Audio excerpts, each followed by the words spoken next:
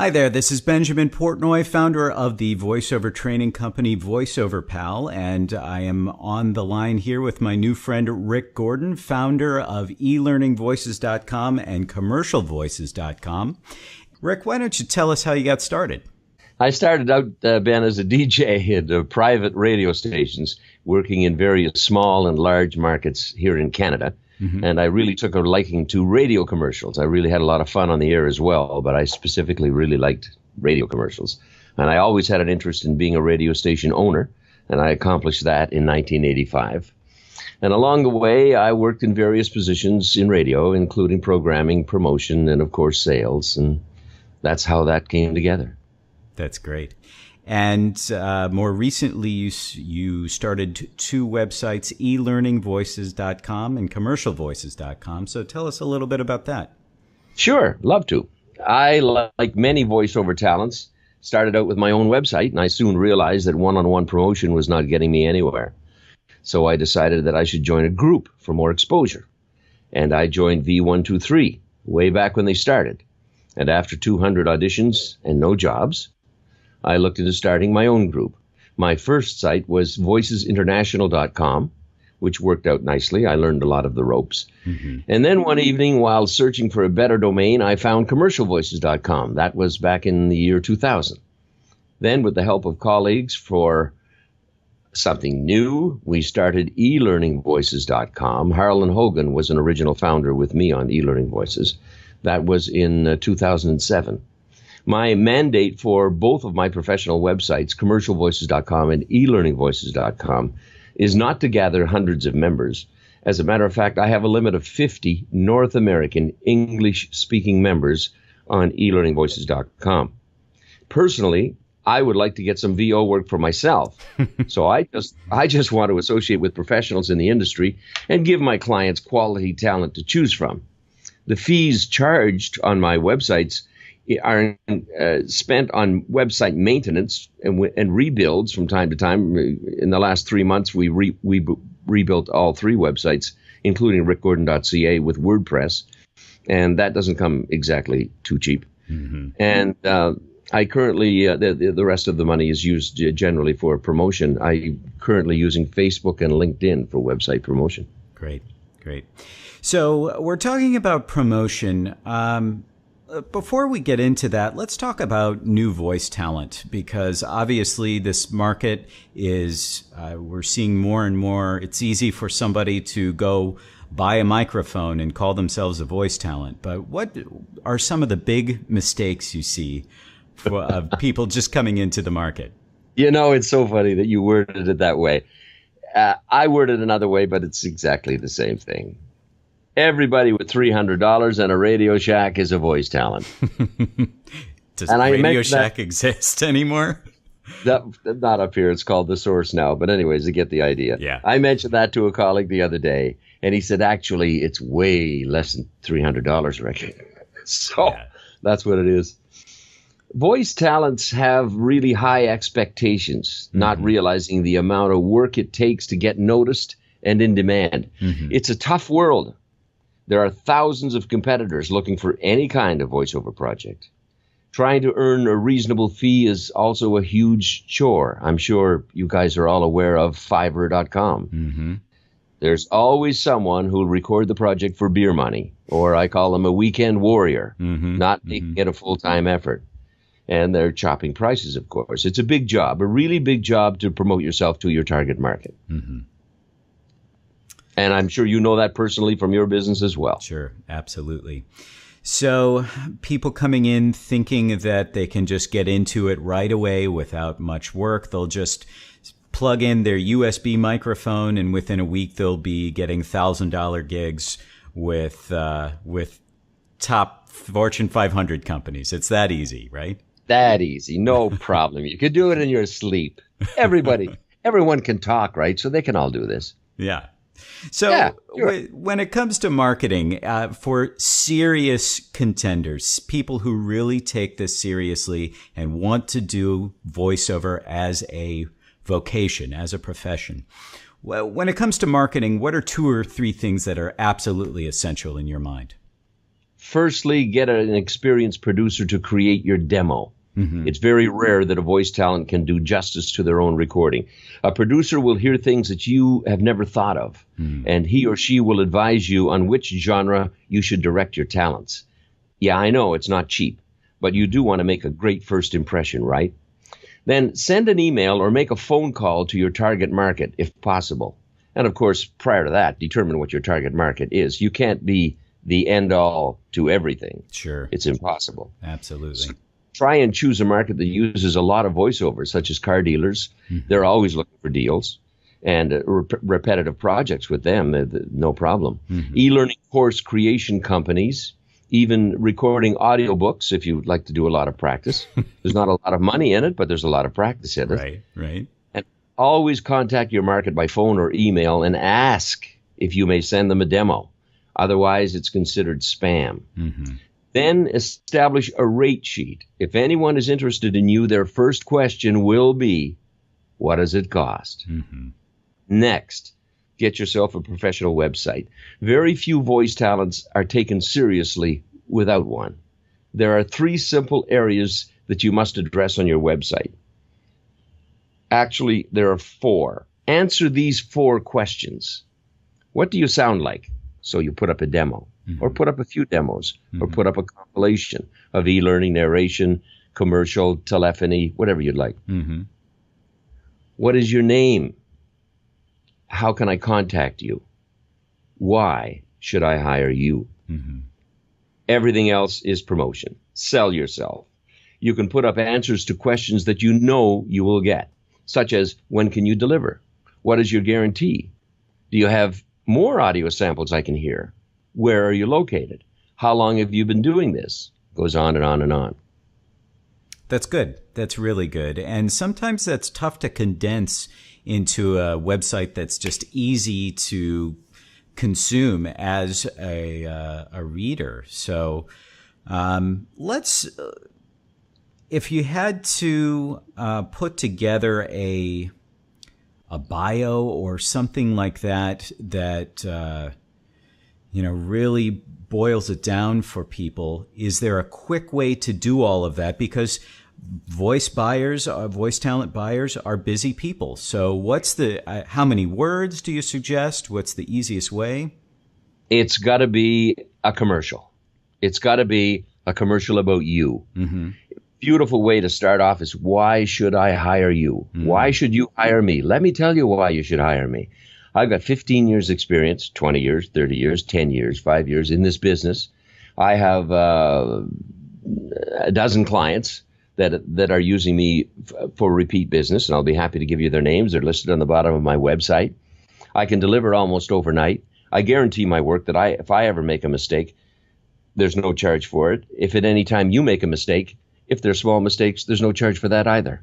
I'm looking for a long-term relationship with you, and I want to be your go-to voiceover guy. And by the way, if I can't do it and you're looking for someone else, ask me, because I have friends in the business I would highly recommend.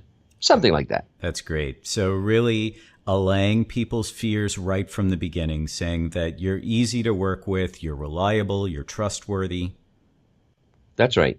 In a lot of cases, Ben, and I've been in this business a lot of years, especially in e-learning, 2 or 3 or 4 years later, a client will come back to you and say, by the way, we've revamped the course you recorded for us in 2015, and we've changed a few paragraphs or a few sentences. Would you mind recording that for us?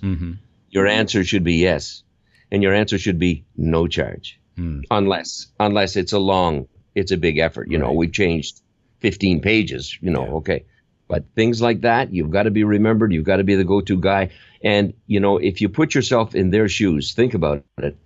They've got this effort in, this production in. They've got many, many man hours in writing, and there's a lot of people involved, and you're just a small cog in the wheel. Yeah.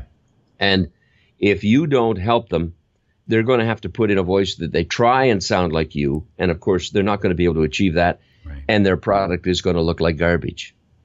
So they are really on the wire for this. You've got to help them out, and you can't be nasty about it. Yeah. So just be easy to work with, and realize that some people take the word talent, voiceover talent, a little too seriously, We are a mechanism to help something get done. That's right. That's right. You want referrals. Mm-hmm. You want them to talk about you. That, geez, I was speaking with Ben 3 or 4 years ago. I just called him. He said, I'd be happy to do it. I'll have it for you tomorrow morning. Send the script over. If any of you guys need a new, for your project, voice, make sure you call Ben. Yeah. We like him. We're promoting him, you know? That's great. So you have a particular interest and experience, obviously, with e-learning. So if somebody wants to get started in e-learning, are all the jobs the same? What are some differences within that specific vertical? E-learning projects fall into many categories. Instructional e-learning, mm-hmm. as in, how do I drive a payloader? Mm-hmm. I've done recordings for that for my client out in Alberta for forklift trucks and payloaders. Mm-hmm. And you won't believe it. Explainer videos, like how do I fix this? Mm-hmm. And you can go on YouTube and you can see a million of those, no problem. Informational, such as how our human resources department works and a view on your benefits if you join our firm type thing. Mm-hmm. So those are 2 or 3 categories that are good money makers. They're generally fairly long term. They're not, 3-minute projects. Mm-hmm. So anything where you're instructional and informational, I would say those are the 2 areas. And very few of them are although some are selling. Mm-hmm. They're selling, like a bank, for example. Mm-hmm. It may come off as, let us tell you about our loan department and how we work. But believe me, it'll end up in a sales pitch. Oh, it absolutely. Will. All part of that funnel. If you've got commercial experience, that's to your benefit to do that. So if by the way, it's coming up for me that I did some work for a series of dentists who were putting together a membership site, and they needed a translation done for actual on-camera dental work. And the original was German, and they provided me the translation, and I had to match it time for time. Well, that meant actually watching the dental practices, the actual operations, and having to match up when this particular scalpel went into this person's jaw. And it's like, well, this is you're either tough enough for this or you're not. So that was a fun gig. After a while. Yeah, I hope did you charge extra for the timing? Of course I did. Yeah, because that's man hours, I mean, unless you're really, really lucky. No, and I charged a little extra for the emotional duress as well. Just kidding. So, if a new talent wanted to get started in e-learning, what are some good ways to do that? A producer or agent should be able to tell you which market you should target. Some mentor, somebody someone with a lot of experience. They would give you a good guess. They'd probably be able to tell you what markets you should not attack. That they doubt. You may very well get lucky, but they doubt that you would probably. So record a few demos and get some opinions. This is a great door opener, by the way, especially if you get opinions from clients or potential clients. Call a prospective client. Tell them you're just starting out in VoiceOver. Do you have the time? Can you contribute? A prospective client maybe who could lead you on to the producer for the company, if the producer would have any time to talk to you. You could maybe a family member who's running a business, because they can open some doors for you to get in and get an opinion. But don't ask the opinion of your family member. Because it will be slanted. It won't be the truth. That's good. You want to go behind the scenes and you want to talk to the people who actually put the commercial or whatever it is production together, and you want to get an honest, straightforward opinion. Then you take it from there. That's great. Those are some really I like the idea of informational interviewing with producers. Approaching a producer and saying, hey, I'm not looking for work from you. I just need some opinions. What do you think of this? You might also call some recording studios in your city or town, because there are a lot of producers that work there, and a lot of times they're twiddling their thumbs, and that's another opportunity to audition. Yeah. Even though you're not asking for that, I'm not asking for an audition with your studio, but I like to make sure I'm going in the right direction. And I recorded this, and would you have a minute to listen to it? And I'll just do it right over the phone. And if you could give me some guidance, I would really, really, really appreciate it. And if ever I could return the favor, let me know. Of service. Do That's that. Great. Be very nice and a little bit of this, a little bit of that, and pat each other on the back and try and get the job done. That's terrific. That's great advice. So when it comes to an e-learning specific demo, what should be on there? I don't know. Well, I guess it would have to depend on what target market you're after, what type of demo. But I would do, I call them read styles, where you can be up tempo, medium, drawn out, excited, not excited, informational, that sort of a thing. There's no such thing as a single call on this. It all depends what the e-learning project is created for. I don't know of any talents who can do it all. They specialize. Yeah. Everyone specializes. Yeah. They could specialize in 2 or 3 areas, but they specialize. Great. Okay. So at bare minimum, showing some range, being able to show that you, even though you can't do it all, you can cover several different styles even within one project if you needed to. That's right. And if you can do a little bit of another style, for example, give them an Irish accent. If you say, I can't get away with being 100% Irishman, but I can come pretty close. The reason you want your client to know this is because in many e-learning projects, there are multiple characters.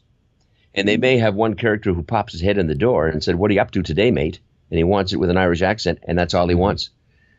Your producer, your client, is not going to go out and hire a talent to say that. One line. Unless they come to elearningvoices.com and get somebody there, because we all collaborate to do that. I mean, we all do short little character bits, and put it all together. So, but if you can tell your client, like, by the way, I can do this, or I can do a little German or Italian, and I can sound like a frustrated old man, and I can sound like a hippie stoned on grass, well, whatever. Just say, if you could ever use any of that in any of the work you might send me, even though I might be hired for a specific narrator lead role or whatever. But I can do these other things too. I like doing these other things too. We have a couple of members on the eLearning Voices site that I can recall right now one person does over 30 different voices, and the other one does 52. That's fantastic. And a lot of them are cartoon. And that's another thing too that we could talk about if you have the time is character voices. A lot of people, when they hear character voices, well, I don't do character voices. They all think character voices is a cartoon. And the character voice in e-learning is, and I touched on it a minute ago, is I could sound like a frustrated old man, or I could sound like a middle-aged business executive. I can sound like I'm talking to my wife. I can sound like I'm yelling at my kids. I can sound like I'm yelling at my mechanic. I can sound like I'm watching a hockey game and my team just scored. Those are all characters. Those are all characters. You have many characters in your life that you may not realize.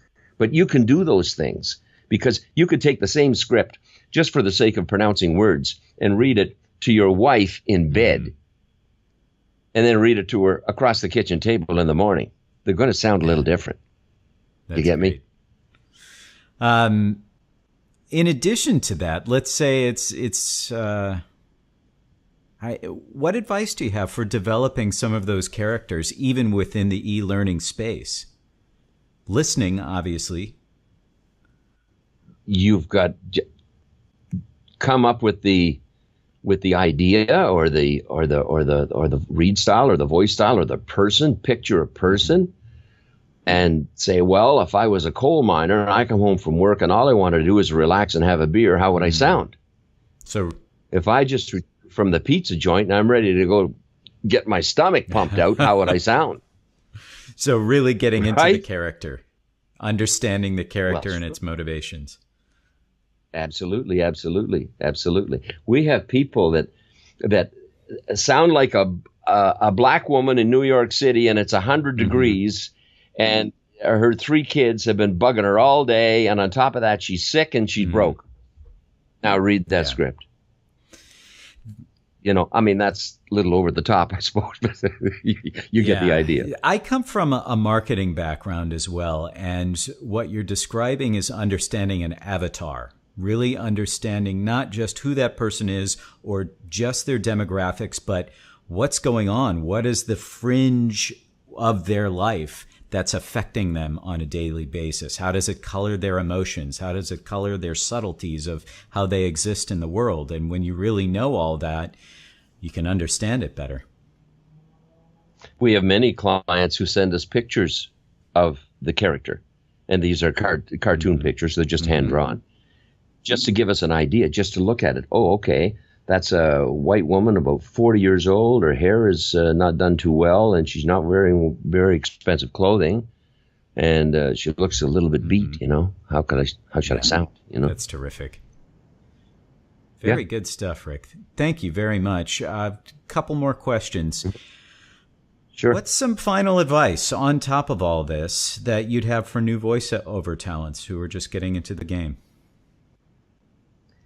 Expect tremendous competition. Remember the Radio Shack and the $300? They're all up there.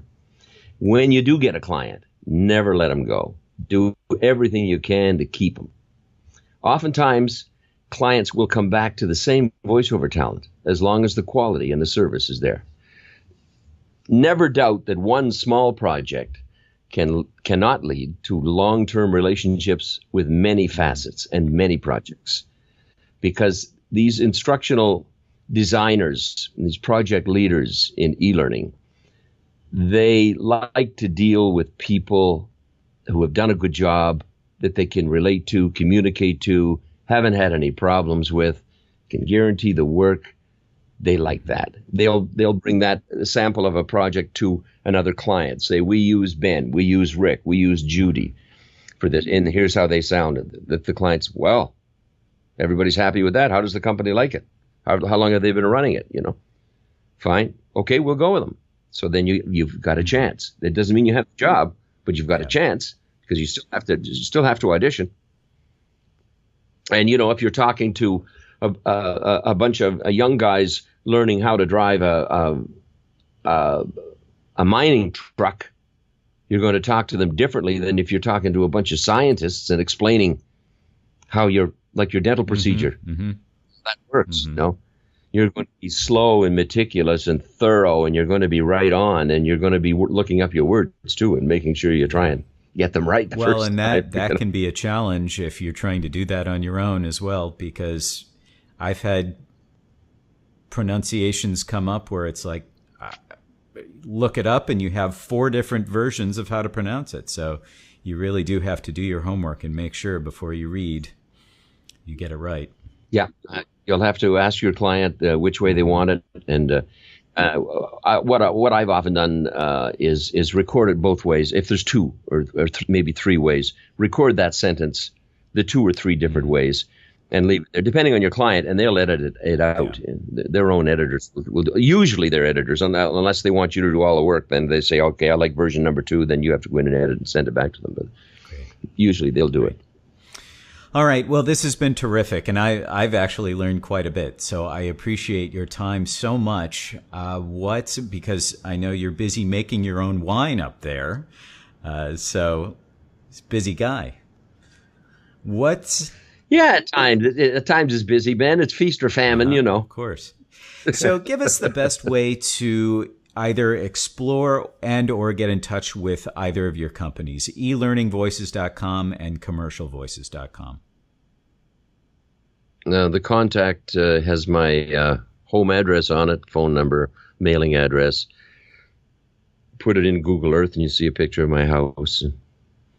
I'm very easy to get a hold of. I'm all over the internet. That's why I get so much spam every day. Do you have a preference? Phone, email, contact form? Email's always best, and then establish a time to call, or I'll call you, or whatever you'd like, whatever works. All right. Yeah. We've been talking with Mr. Rick Gordon, founder of eLearningVoices.com and CommercialVoices.com. Again, Rick, thank you so much for your time. Take care.